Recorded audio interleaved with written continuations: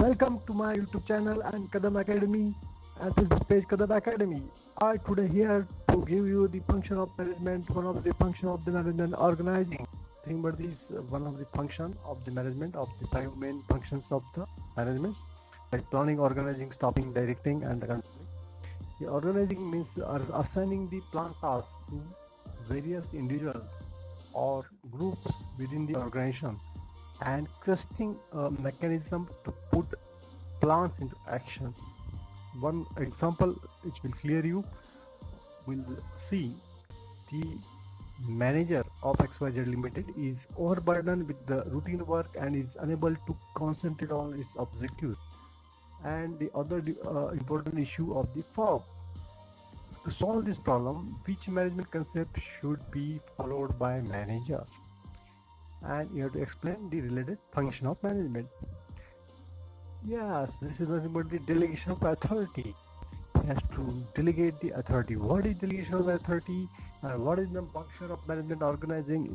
See in detail. One more example I will share with you. This manager increased the production target from 500 units to 700 units per month, but authority to draw raw material was not given by him. The employees were not able to meet the new target. Who should be held responsible for this one? And which principle has violated here? See, hint for this question answer is manager. Manager is responsible and the principle of authority and responsibility has to bifurcate.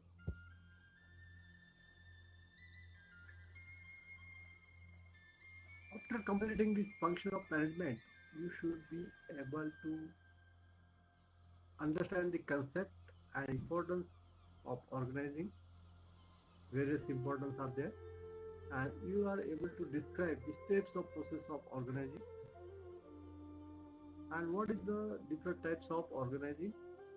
You can able to describe, explain advantages, disadvantages, suitability for the organizing structure, and you are able to also explain, understand, and describe and appreciate the what is delegation and what is the meaning of centralization and decentralization, what is the superior and subordinates, and the difference between the authority, responsibility, and accountability, and more on the concentrate on the decentralization benefits of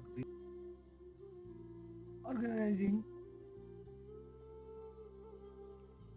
can be defined as a process or the activity that initiates implementation of plans by clarifying various jobs, working relationship between their jobs, and effectively deploying the resources. What are the resources are available to the company for attainment of what identified and desired results, goals, objectives of a company. This is the organizing. Therefore, it is a process which coordinates human efforts, assembles resources, and integrates both into unified whole to be utilized for organizing as a function of management leads to creation of organizational structure like this: board of director, chief executive, assistant manager, various managers who are doing the separate work with suitable personnel. Personnel means what? These are the persons, various personnel.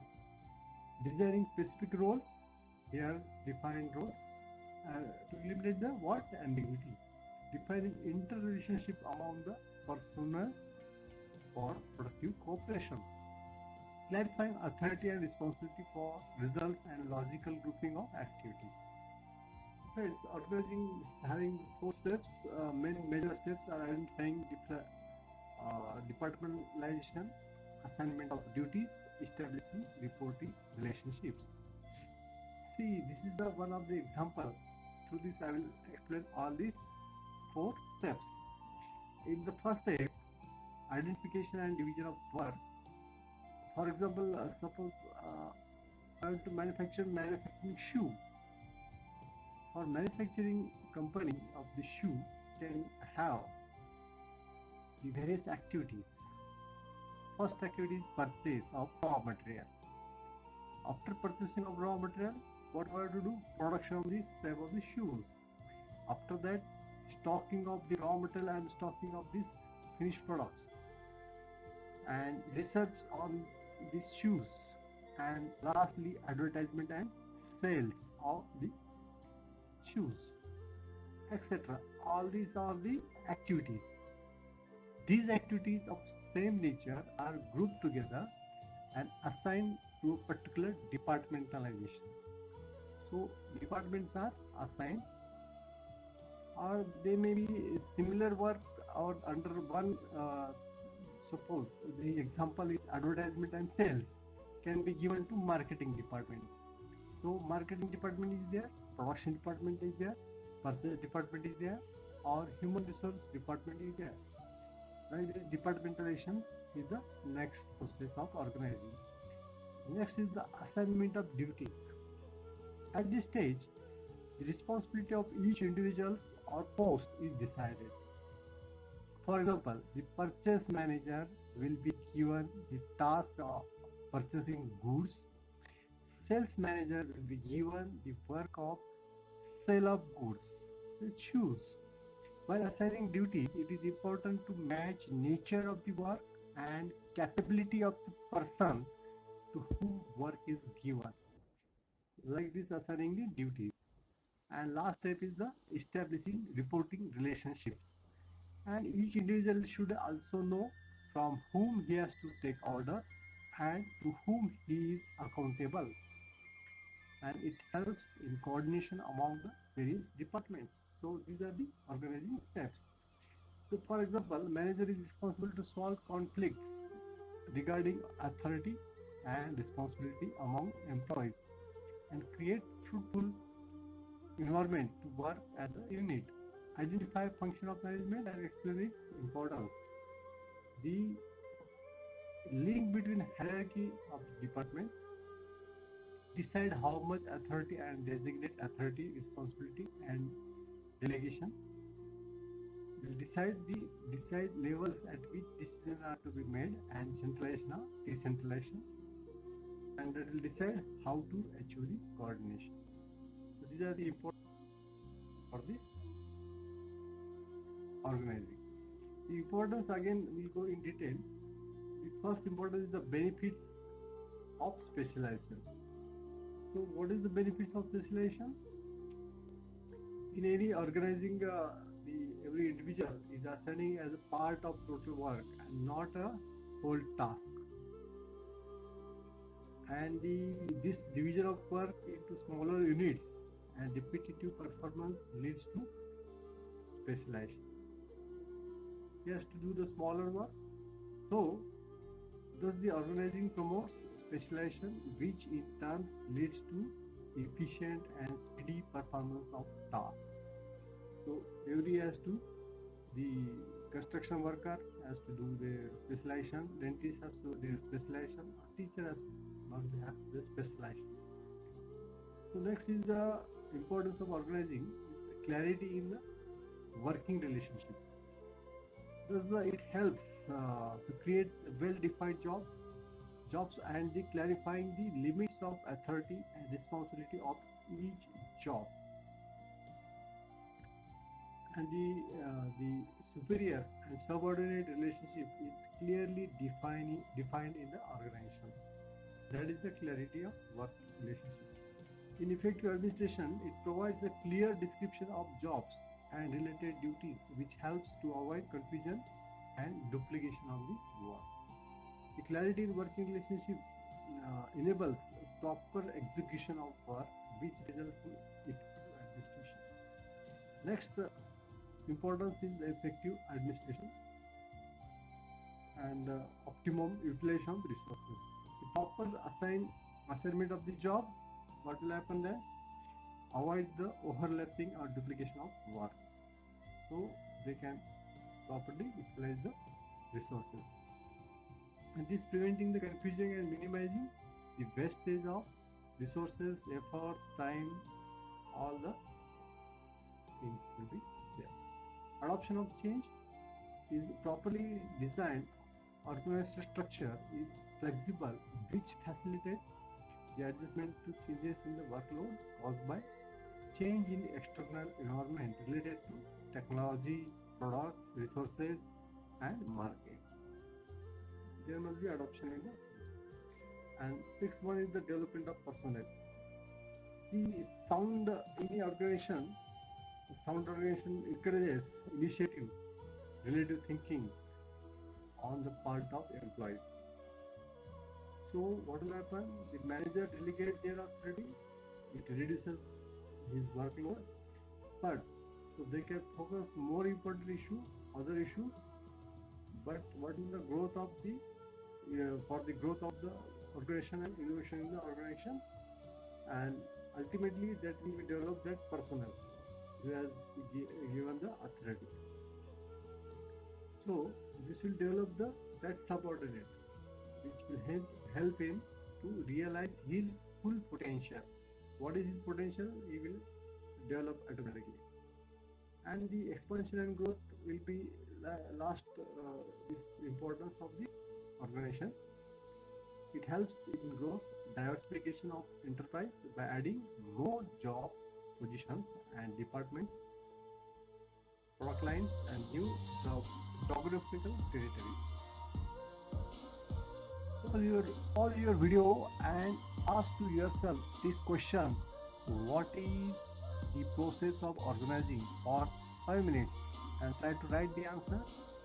This reflection spot is clear you the idea regarding this. Next is the organizational structure. Under the organizational structure refers to a specific pattern of relationship which is created during organizing process. Already we have studied. Structure provides basis or framework for manager and other employees for performing their function. Types of organizational structure: the functional structure and the divisional structure. The functional structure is nothing but the activities grouped together and in the department created on the basis of specific functions to be performed. For example, all the jobs related to production are grouped under the production department, or sales activities are grouped under the sales department. Like this, production manager is there, and these different production process are there for the foreman 1, 2, 3 with different activities. They are all grouped under this production manager. So this is the function of the production manager. So these are the various functional structures. According to specialization, they are given work, assigned work under this assistant manager and this chief executive CEO. This is the functional structure. The functional structure has where it is suitable, the large organization producing one line of product, an organization which require high degree of functional specialization with diversified activities. Some advantages and disadvantages are there, like specialization, coordination in establish, helps in increasing managerial efficiency or minimizes cost. The advantages are there: how better division of labor takes place, which results in specialization function, and it conjugates benefits. And all other working within the departments are specialists of their respective job. It makes a coordination establish the departmental level. The managers of one department perform same type of function again and again, which makes them specialize and improves their efficiency. And this minimizes the cost, the duplication of efforts, which results in the economic of scale and thus lowers the cost. And disadvantages are there: ignorance of organizational objectives, how each department head works according to his own wishes. His own wishes, they work and focus on the departmental objective. And what will happen? They will forget the organizational objectives, and that will suffer the organizational objectives.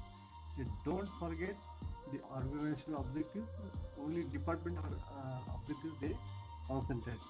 And after that, what will happen? Difficulty in the interdepartment coordination. All departmental heads work as per their own wishes, which leads to what will happen? The coordination within the department and easier, but makes interdepartmental coordination is difficult. And hurdle in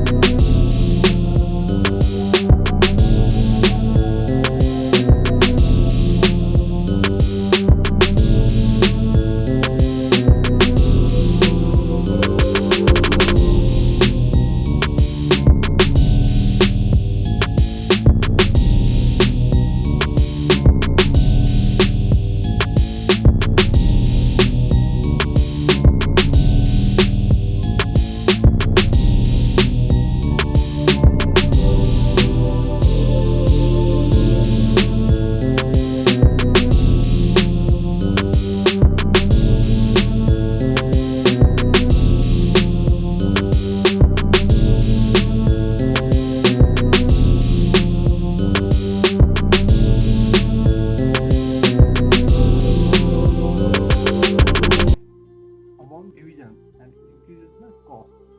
And lastly, selfish attitude may be increased.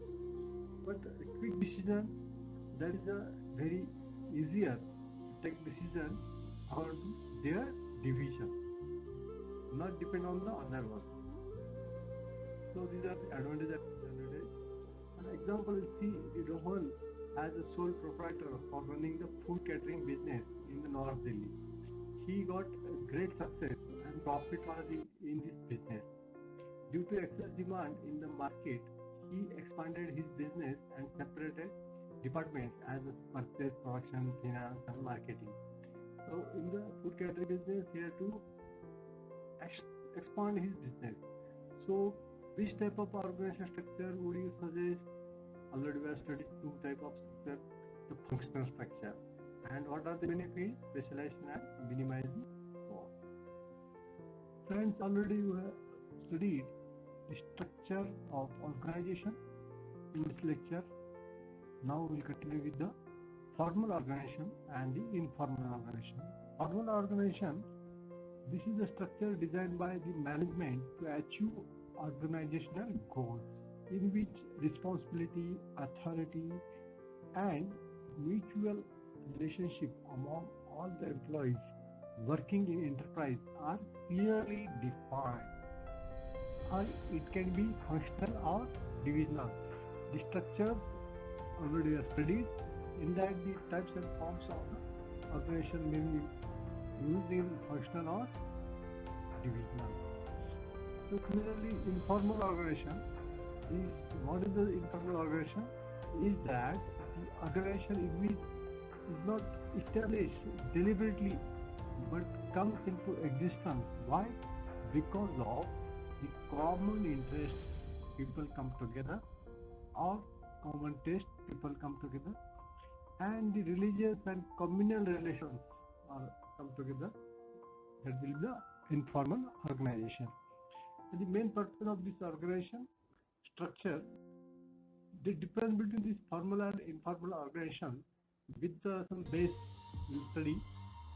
The meaning: in formal organization, the structure is well defined with the authority and responsibility, but in informal organization, the network of the social relationship which develop automatically. What is the nature? The rigid and stable in formal organization, but here informal is flexible and unstable. These authorities, the basis of authority formal organization arises by virtue of position in management, but in informal organization, it arises out of personal qualities. According to qualities that will be developed. The adherence to rules in formal organization, violation of rules may lead to what? Penalties and punishments. But in informal organization, there is no punishments. The flow of communication in formal organization takes place through the scalar chain according to the higher level to lower level, what is defined by the management. But informal organization, not through a planned route, it can be takes place in any direction. The next points are for the basis for the formal and informal organization. The purpose, why it is made, to achieve the plan organizational objectives, the formal organization. But in informal organization, to satisfy social and cultural needs and fulfill the common interest for the people come together. The formation and origin, deliberately planned and created by management. But this informal organization emerges, why? Spontaneously as a result of social interaction among the employees. The structure of this formal organization is well defined and structured, and they have the task and relationship properly defined. But in informal, there is no clear-cut structure, and because of the complex network interrelationship, the flow of authority informal flows from the top to bottom, that is downwards. But authority flows vertically as well as horizontally. It's a very complex structure. Okay, the interdependence is independent, and it is depends on the formal structure only. So friends, in this lecture I studied or listened the authority and responsibility. In detail we see what is authority and responsibility. Authority is what? The right to act or the power to act, the command to act given by the superior to subordinate to do the work, and this power given by the higher person, means the superior person. Everybody in the organization from top level downwards possesses some authority, and to secure cooperation from subordinates. Then ultimately responsibility come after authority. Responsibility is what? Means the accountability. It's nothing but the accountability. It may be considered as obligation of a subordinate to his boss to do a work given to him. And the lines of responsibility should be made very clear in order to facilitate ready. Friends, the manager of XYZ Limited is overburdened, yes, routine work, and unable to concentrate on its objective and important issue, other issues of the firm. To solve this problem, which management concept should be followed? Here, delegation of authority and related function of management, organizing. The delegation of authority means what? It means the granting of authority to subordinates to operate within the prescribed limits. The process of delegation, the manager who delegates authority holds his subordinates responsible for proper performance of assigned tasks. To make sure that subordinates perform all the tasks effectively and efficiently in expected manner, manager creates accountability. So assigning responsibility to the subordinate, granting authority to them, and after that fixing the accountability. So authority, responsibility and accountability are the process of delegation. So importance of delegation is what? Reduction of executive workload, employee development, quick and better decisions are possible, higher morally subordinates, better coordination. So these are the some difference between the authority and responsibility. Authority is the right to command, and responsibility is what? The task performed and assigned. Ultimately, accountability is what? Outcome of that assigned task. Authority origin from the formal position. Position will give the authority to the subordinate, and after that responsibility arises from the delegation authority, and after that accountability arises from the responsibility. So downward from superior to subordinate. Responsibility is upward from subordinate to superior, upward. And similarly, accountability is upward from subordinate to superior. So of this authority, responsibility and accountability. Withdrawal. How then it will be? Who will be responsible to withdraw? The authority can be withdrawn anytime by giving the notice by superior to subordinate. But this responsibility cannot be withdrawn once it is created. It cannot be withdrawn once it is created. Similarly, accountability also. The example of this one, the responsibility of firm should be divided among the various levels as a top level, middle level, and lower level. Identify the concept of management and state its importance. That is a decentralization. Decentralization is here the extent of delegation, organizing after the delegation, and the extent of delegation is centralization or decentralization. In centralization, decision making power retained by the top level, and all the managers are taking decision from the centralized post manager. In decentralization, the topmost manager also divide his authority to decentralized level. Dispersal of authority at all levels. Here different, so they can make a decision. As an even systematic distribution of authority at every level and all department of management. And under this authority is transferred to the level where it is to be exercised. So the number of centers for taking decision increases. The different centers are there, or departments are there, they can take their own decisions. So it should be noted that decentralization is an extension of delegation. Extension of what? This delegation. Friends, the importance of decentralization is similar to delegation. Then develop initiative amongst the subordinates.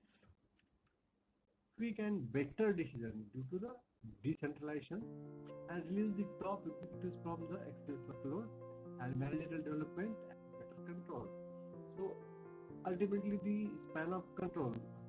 How is the span of control? Suppose the less number of persons under this manager, this narrow span of control. The wide span of control is the number of persons are, departments are more, the span of control is more. Subordinate, number of subordinates depend on the number of subordinates, and executive can effectively control.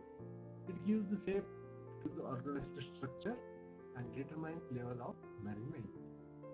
See, this is the top level, middle level, and even lower level. Friends, the organizing is actually part of this total function of management. So at the top level, only 20% he has to do organizing part, and middle level 40% of this total work he has to do organizing part, and at lower level only 15% part he has to do for organizing. So friends, thank you for watching this one. I hope you learn very much. To subscribe my channel, YouTube channel, and also Visit to my Facebook page and follow the Facebook Pro Experts.